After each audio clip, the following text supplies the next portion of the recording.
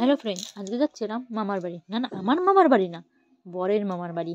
ছোটোবেলায় শুনেছি মামার বাড়ি ভারী মজা, কিলচার নাই। তাই যে বুচকা বেঁধে গাড়িতে করে বেরিয়ে পড়েছি বাস ধরার উদ্দেশ্যে। বাড়ির থেকে গাড়িতে করে বেরিয়েছি, কাকা নিয়ে যাচ্ছে আমাকে আর ভাইকে, মানে দেওরকে।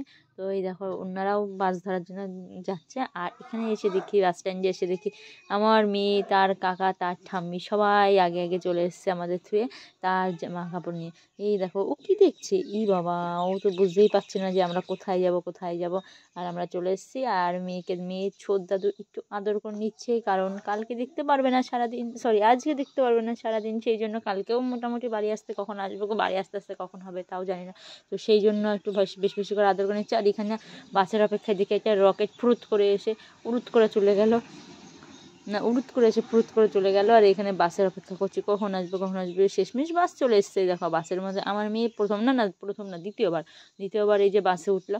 প্রথমবার উঠেছিল ওকে নিয়ে যখন সদরে যাওয়া হয়েছিল ঠান্ডা লাগার কারণে, সেই সময় ওকে নিয়ে বাসে উঠেছিলাম। এই দেখো এটা কোথায়, কি জানি কোথায়, কেউ যদি জেনে থাকো একটু কমেন্টে বলো তো এটা কোথায়।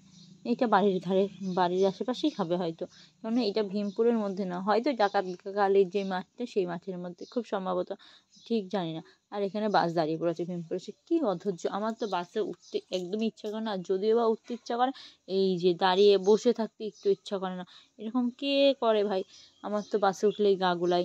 আর এই যে অবশেষে বাস ছেড়ে দিল, তার মধ্যে ফটাস করে আমি দেখি কখন ঘুমিয়ে পড়েছি। আমি একটা লম্বা ঘুম দিয়ে নিলাম কৃষ্ণনগর পর্যন্ত, শেষমেশ এসে পৌঁছালাম অন্য আরেকটা বাসে, চাপড়ার বাসে।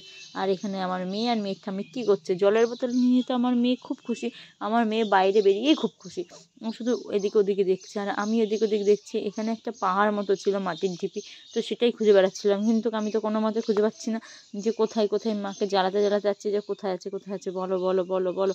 তো শেষমেশ মামার বাড়ির রাস্তায় চলে আসলাম, কিন্তু আমি ওইটা ছাড়িয়ে চলে এসেছি, কখন ছাড়িয়ে এসেছি জানি না। আর এই দেখো এখানে সোনার ফসল ফলে আসছে, কিন্তু এটা ধান না, এটা কম।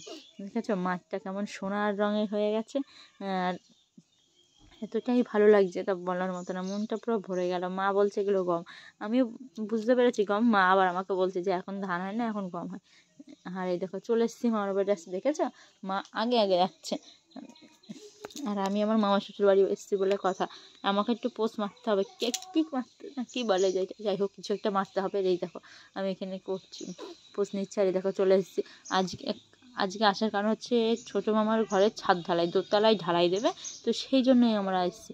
আর এখানে খাওয়া দাওয়াটা দিনের বেলা না, রাতের বেলা হয়। আর এখানে ঘরের খাওয়া দাওয়া করে নিলাম। এখানে ডালের সাথে দেখি আছে শুক্তো একটা, আর তার সাথে আছে ডাল, সরি ভাত, শুক্তো আর ডাল। কি বলছি, আমি পাগল হয়ে গেছি। আর তার সাথে মাছ ছিল, তো সেইটা আর ভিডিও করতে পারিনি। আর এখানে একটা বারোয়ারি মন্দির আছে, তো এখানে একটা মাসি আছে, এখানে মেজদাদুর মেয়ে বোধ হয়, হ্যাঁ মাসি। ওই মাসিটা বলছে চলো এখানে ঠাকুর দেখাতে নিয়ে আসি, কিন্তু আমি এসে তো কোনো ঠাকুরই দেখতে পাচ্ছি না। এখানে এসে দেখছি যে কয়েকটা ঠাকুর ছবি আঁকা, আর এখানে ভেতরে থালা বাসন ছিল, ঢাক ছিল।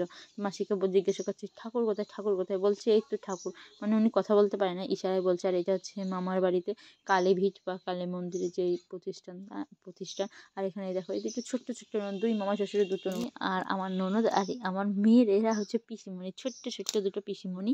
তো ওদের ওদের সাথেও খেলা করছিল, বাড়ি এসে না খুব কান্না করছিল, ওদেরকে পছন্দ করছিল না। আর যে বাইরে বেরিয়েছে দেখেছো, আর দেখো খেলা করতে করতে এদের মারামারি বেঁধে গেছে। আরে বাবা, দুই বোনের কি মারামারি, তো তোমরা মারামারি দেখতে থাকো আর আমি ভিডিওটা শেষ করতে থাকি, বাই।